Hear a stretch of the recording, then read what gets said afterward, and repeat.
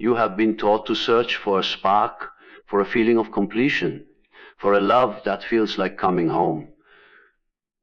But what if everything you've been told about the soulmate is a lie, a beautiful fairy tale designed to comfort the lonely ego? What if the true sign is not a feeling of comfort, but a profound and terrifying disruption? What if the man who is truly your soulmate is not the one who offers you peace, but the one who declares a sacred war on everything within you that has settled for being less than whole? Tonight, we will not speak of romance. We will speak of recognition. We will unveil the one undeniable sign. There is a wound that you carry not on your skin, but deep in the fabric of your being. You have spent a lifetime trying to outrun it, to silence its ache with ambition, to bury it under a mountain of achievements, to numb its whisper in the roar of the crowd. You call it by many names: your past, your failure, your shame, that one defining moment when the world went dark and you were forged in the fire of a pain you never chose. You treat it as a flaw in your foundation, a crack you must forever hide, the one part of you that must never, ever see the light. But I tell you, you are wrong.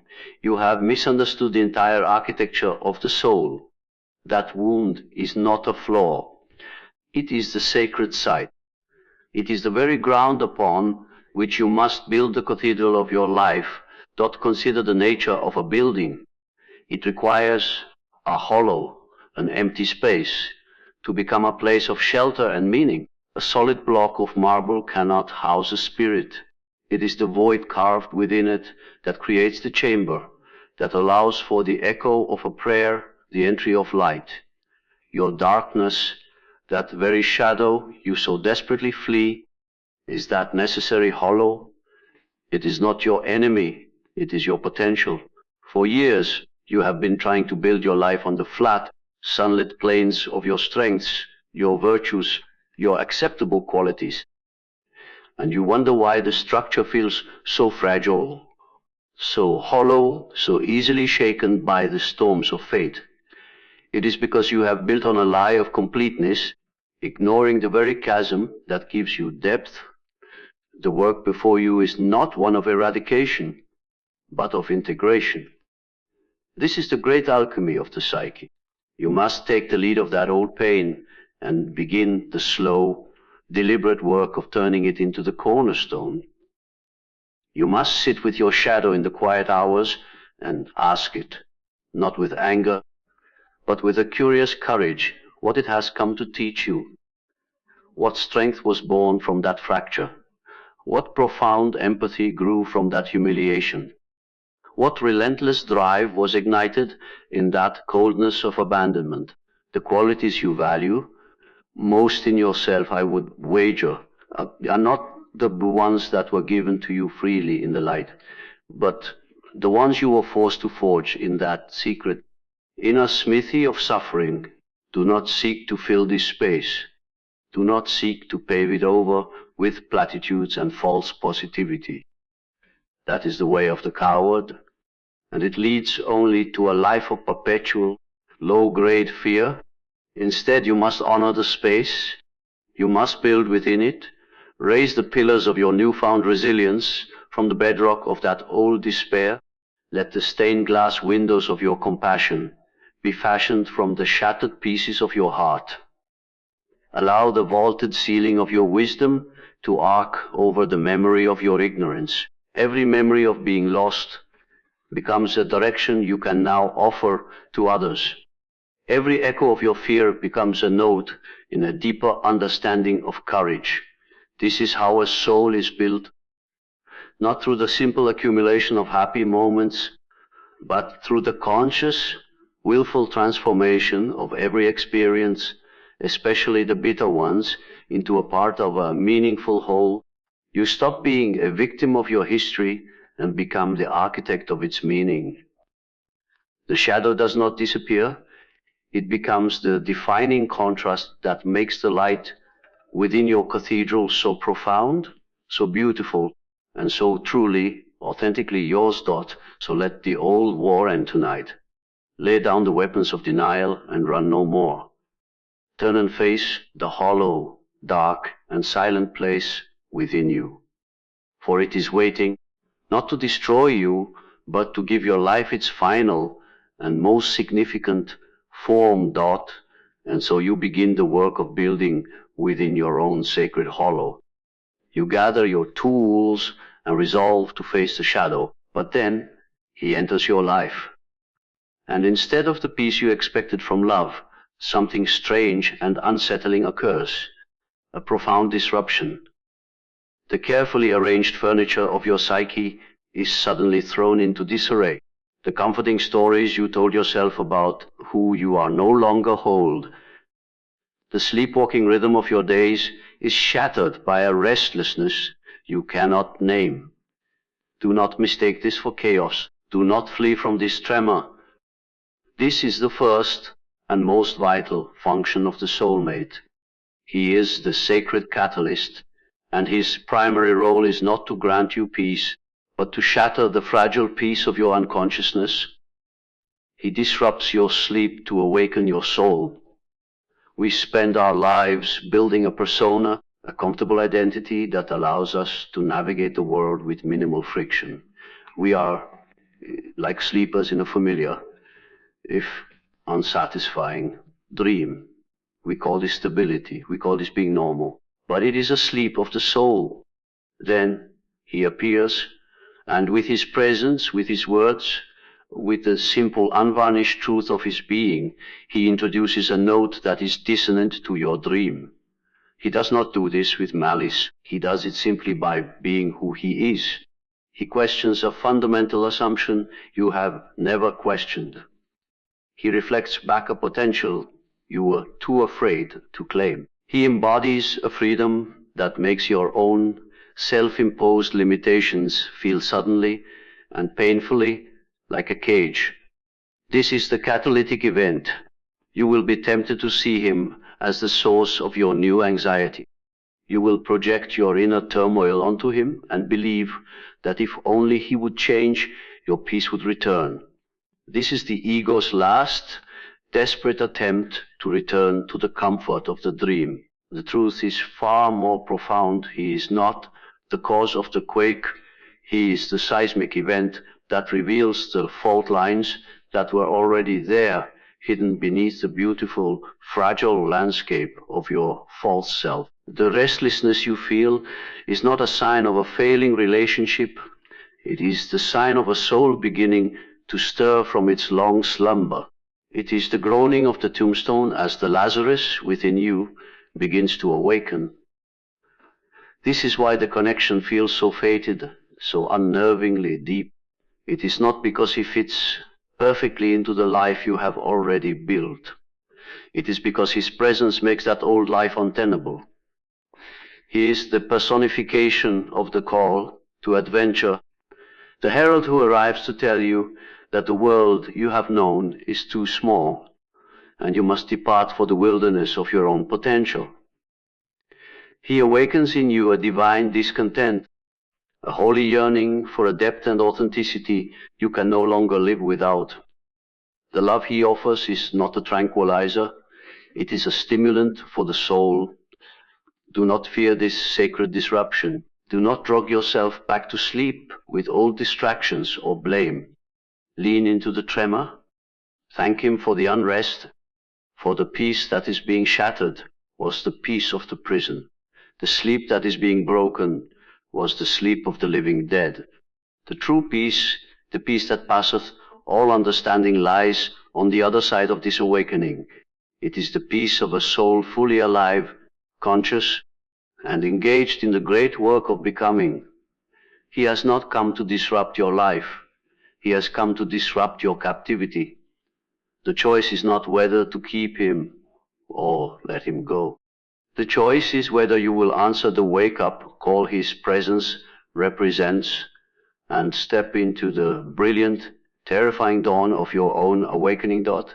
And so you stand awake and trembling in the dawn of this new unrest, the catalytic shock of his presence still echoing through the chambers of your soul.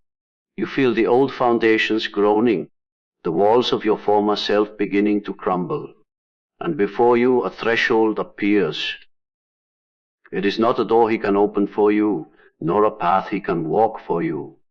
This is the entrance to your own becoming, and here he assumes his most sacred and misunderstood role. He is the guardian of your threshold, and he stands not as a jailer, but as the solemn sentinel of your own untapped potential. Every great myth, every story of transformation features this archetypal figure. The warrior seeking the treasure arrives at the cave's mouth to find a formidable guardian, a dragon, a sphinx, a stern gatekeeper. The fool believes the guardian is an obstacle to be destroyed, an enemy to be overcome. The initiate understands the truth, the guardian is the final test. His purpose is not to block the way, but to ensure that only those who are truly ready, who possess the necessary courage and self-awareness, may cross. Your soulmate is this guardian. He stands at the precipice between who you have been and who you must become, and his very presence asks the one terrifying question: are you ready to leave your old self behind, or does he guard this threshold? He does it not with a sword, but with a mirror. He reflects back to you with unflinching clarity every excuse, every avoidance, every unlived dream. He will not collude with your self-deception. When you speak of your smallness, he will not comfort you, he will challenge you. When you retreat into fear, he will not join you in your hiding place, he will stand in the open, waiting for you to find the courage to join him. He guards the threshold by making the cost of staying on this side, the side of your limited self, more painful than the fear of crossing to the other. He makes your inauthenticity unbearable. You will be tempted to see him as cruel, as unsupportive, as the one who is now withholding the love and comfort you crave. This is the ultimate test. Will you project your own resistance onto him and turn away, blaming the guardian for the terror you feel at your own evolution? Or will you recognize that the strength he demands you find is the very strength he sees already within you? He is not pushing you away. He is calling you forward. He is calling you up.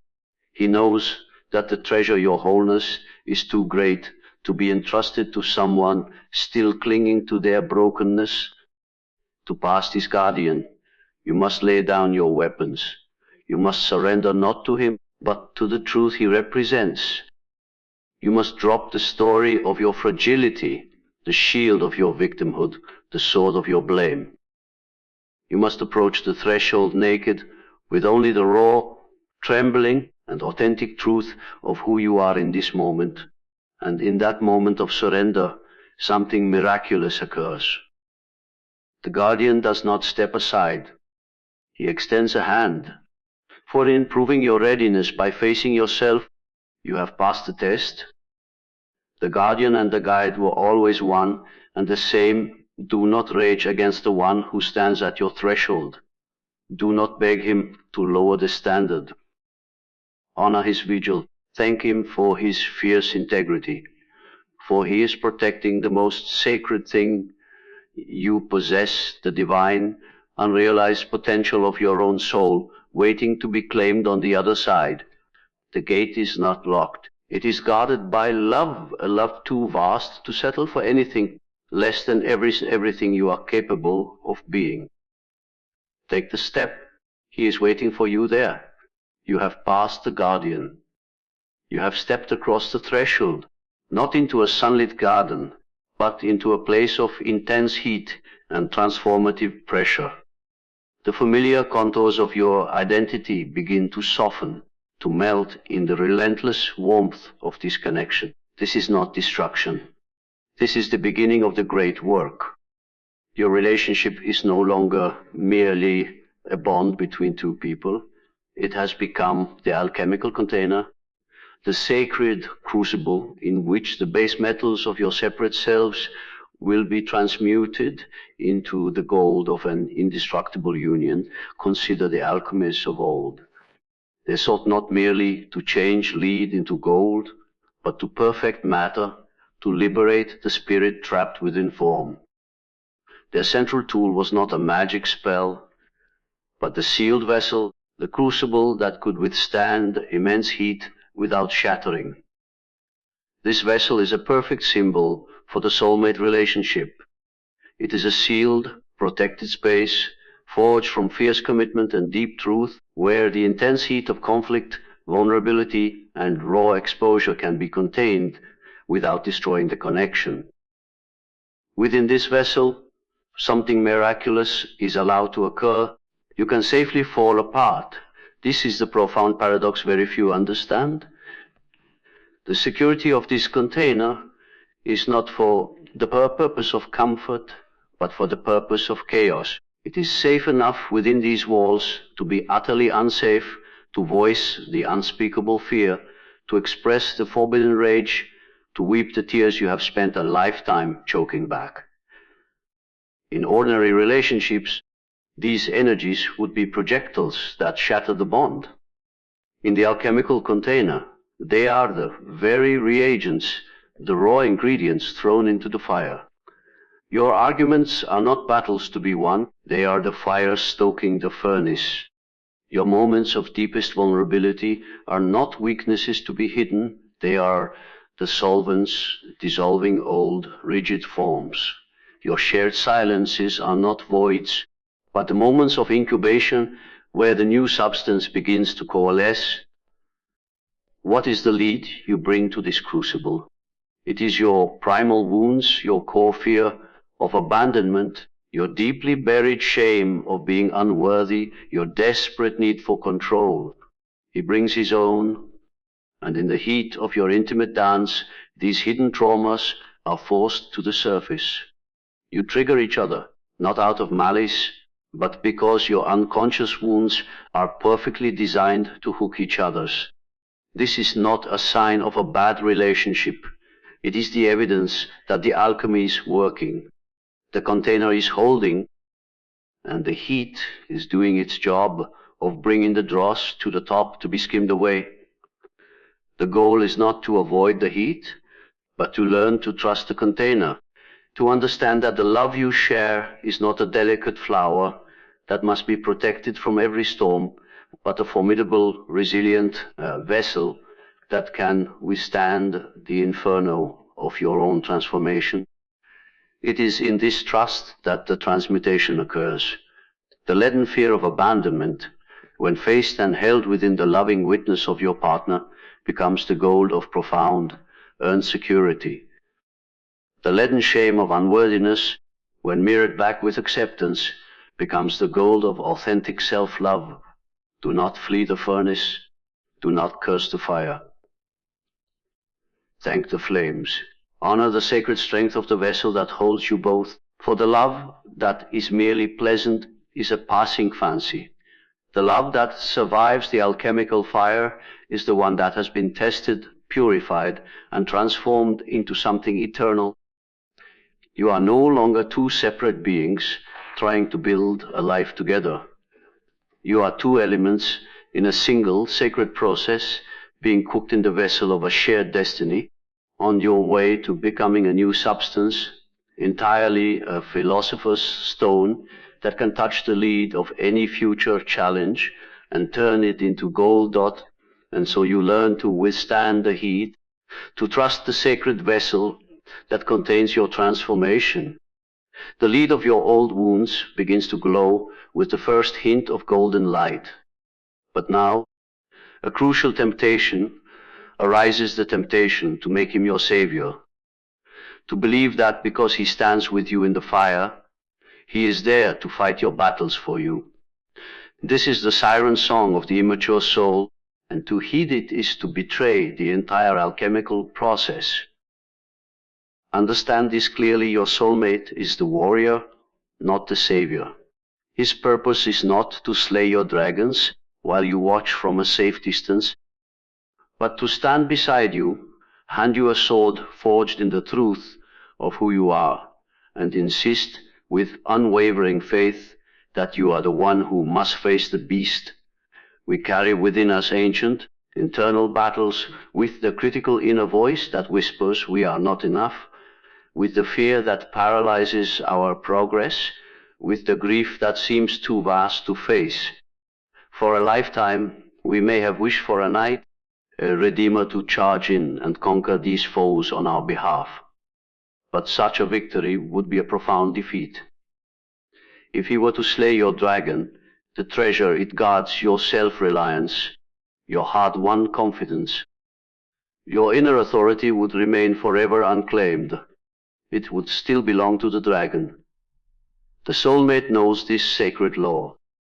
He does not see your weakness as something to be carried for you, but as a strength that has not yet learned to walk. How does he hand you the weapons? It is seldom a literal act. It is in his refusal to solve a problem.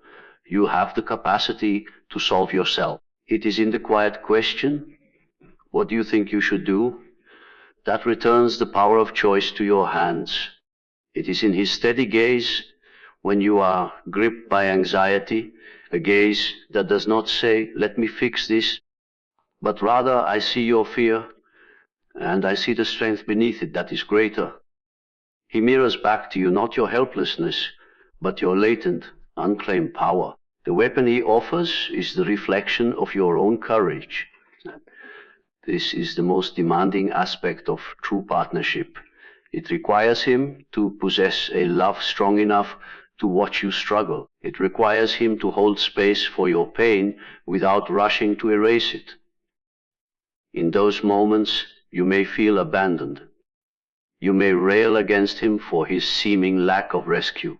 But this is the warrior's love, a love that believes so fiercely in your own capability that it will stand and watch you stumble, knowing that finding your footing is more important than never falling at all. He is fighting for you by refusing to fight instead of you. Your battles are yours to win.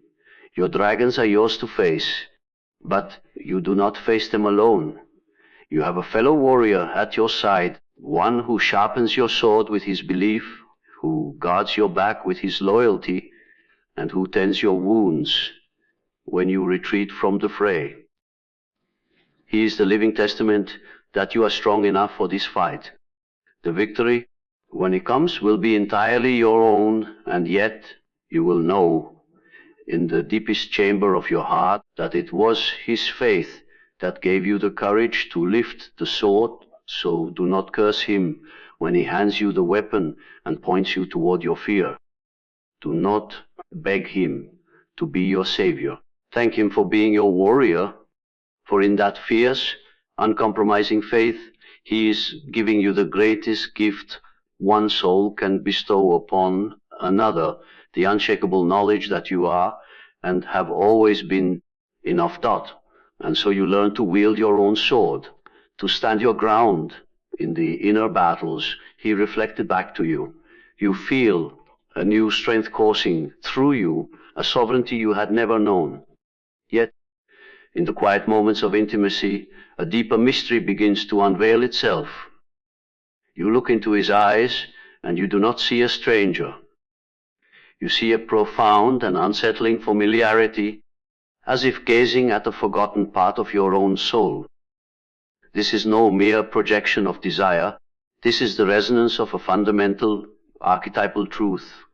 He is the echo of the archetype, the living, breathing embodiment of the inner union you are being summoned to forge within yourself. Within the depths of every man exists the anima, the inner feminine, a constellation of intuition, relatedness, and the capacity for soulful connection. Within the heart of every woman exists the animus, the inner masculine structure of focus, will, logical clarity, and the capacity for purposeful action. For most of our lives, these inner figures remain unconscious, often projected outward. We fall in love with someone who carries the scent of our own lost inner half, believing they alone can make us whole. This is the initial, enchanting, yet incomplete stage of the dance. The soulmate, however, does not allow this projection to remain forever. He becomes its mirror, then its shatterer. The man who initially embodied a captivating, nurturing anima for you will inevitably reveal his logical, focused, masculine core. The woman who first appeared as a tower of animus-driven strength will reveal her profound, intuitive vulnerability. This feels, at first, like a betrayal. The idealized image cracks. But it is here that the real magic begins. He ceases to be a mere screen for your projection and becomes a living invitation to reclaim it. His balanced presence, both strong and vulnerable, both logical and intuitive, is a constant, living demonstration of the wholeness you are being called to embody. You are drawn to his calm, grounded presence because it echoes the inner masculine stability you need to cultivate in your own chaotic emotional landscape. You are captivated by her fluid, compassionate wisdom because it mirrors the inner feminine grace you must learn to offer to your own harsh self-judgments. The soulmate relationship is a dance of mirrors designed not to create dependency, but to illuminate the path to inner marriage. The harmony you seek with him must first be forged in the reconciliation of warring parts within your own psyche. This is why the connection feels so fated, so divinely orchestrated. It is orchestrated by the self, the center archetype of wholeness, which uses this external relationship as a dramatic, living theater to stage the ultimate internal union. The love you feel for him is at its zenith. The love your inner masculine is learning to have for your inner feminine, and vice versa. It is a sacred feedback loop. The more you integrate these qualities within yourself, the deeper and more authentic your external connection becomes, which in turn illuminates the next layer of inner work. Do not cling to the initial projection. Do not mourn its passing. Celebrate it as the necessary bait that lured you into the trap of your own evolution. See him, see her as the living blueprint for your own completeness. The goal is not to remain in awe of his wholeness, but to be inspired by it, to claim your own dot for when you finally turn inward and broker the peace between your own inner king and queen. When the marriage within is solemnized, something extraordinary happens. The external partner is transformed once again. He is no longer the echo of the archetype, but its fellow monarch. You are no longer two halves seeking completion, but two wholes celebrating a union born not of need, but of sovereign choice and conscious, breathtaking love. The circle is complete. The reflection has become a reality dot, and so we arrive at the final, terrifying, and most liberating truth. We have spoken of mirrors and catalysts, of guardians and alchemical vessels. We have learned to wield our own swords and witness the sacred blueprint of inner union. But all of this profound work leads to one inevitable, glorious conclusion. The man who is your soulmate is not merely a mirror, nor a warrior, nor a blueprint. He is something far more radical. He is the partner in demolition, and his ultimate sacred purpose is to help you willingly, joyfully, and courageously shatter the prison you have mistaken for yourself, for your entire life. You have been building a structure of identity. You collected bricks of accomplishment, mixed mortar from the expectations of others, and sealed the windows with your deepest fears. You called this structure your personality, your story, your I. You furnished it with comfortable habits and hung pictures of your past on the walls. It felt safe. It felt familiar. But a prison, no matter how well decorated, is still a prison. Its walls are the boundaries of your potential. His roof is the ceiling of what you believe you deserve. The soulmate arrives, and with the gentle, inexorable force of a tectonic shift, he begins to expose the cracks in the foundation. He does this not with malice, but with a love that is too vast to be confined by your smallness. His very presence becomes a wrecking ball of truth, colliding with the walls of your insecurities. His love becomes a solvent that dissolves the mortar of your old stories. His unwavering belief in your potential makes the low ceiling of your self-imposed limitations feel suddenly unbearably oppressive. He will not help you redecorate the prison. He stands with you, looks you in the eye, and hands you a sledgehammer. The question is not whether he will stay. The question is whether you have the courage to swing it. This demolition will feel, at times, like annihilation. The ego, the architect of the prison, will scream in protest. It will tell you that you are being destroyed, that you are losing yourself, that this love is dangerous. And it is right. You are losing yourself. You are losing the cramped, confined, and false self, so that the true, vast and essential self can finally be free. The soulmate is the one who holds your hand while the walls come down, who assures you that the terrifying open sky above the rubble is not emptiness, but infinity. He is the co-conspirator in your liberation. Do not mistake this for a violent act. It is the most compassionate act imaginable. He helps you break the mask so you can finally feel the air on your own skin. He helps you silence the internal critic so you can finally hear the song of your own soul. You are not being destroyed, you are being excavated.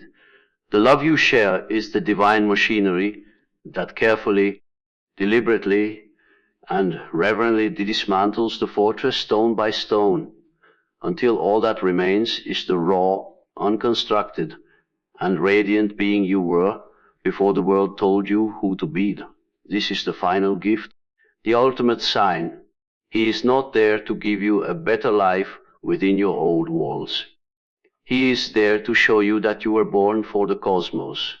The relationship is not a new building to inhabit, but the sacred, open ground where both of you stand free at last, amidst the beautiful ruins of everything you never really were, staring in wonder at the horizon of everything you are now. Finally, allowed to become. So let the demolition begin. Let the walls tremble. Let the light pour in. For the soulmate does not complete you. He uncompletes the illusion of your smallness until nothing remains but the breathtaking, boundless truth of who you have always been taught. And so we arrive at the end of our beginning. The ghost has been named. The cathedral has been envisioned in the hollow of your wound. The ancestral stories are being rewritten by your own hand. The chaotic symphony of yourselves is learning a magnificent, singular song. You have entered the unlit labyrinth and found it leads to your own center. You have transmuted the lead of distraction into the gold of presence. You have faced the ghost in the machine and discovered the indomitable human spirit. And you have learned the ultimate courage, the courage of the seed, which knows that falling apart is the precondition for breaking into the sun. You now understand the final sacred sign. The soulmate is not a destination. He is the earthquake that reveals the landscape. He is the mirror, the catalyst, the guardian, the crucible, the warrior, the blueprint, and the partner in your glorious demolition. He is the one who makes your wholeness not merely a possibility, but an urgent necessity. He is the living question to which your own becoming is the only possible answer. This is your call to arms, not to find him, but to recognize the transformation his presence demands. The battle is not for his affection, but for your own authenticity. The victory is not in keeping him, but in becoming the person who is truly ready to stand beside him. So let the old self, with all its fears and fragile stories, fall away tonight. Let the demolition be complete. Let the seed split open. For on the other side of this ending is a life of terrifying and magnificent freedom. A life where you are no longer a prisoner of your past, but the conscious author of your future. A life where you are, finally and irrevocably, unstoppable, go forth from this moment, not in search of a soulmate, but in fierce, radiant, and unwavering pursuit of the soul you are destined to become. The world is waiting for the masterpiece that only you can reveal. Thank you. And may your courage match your destiny.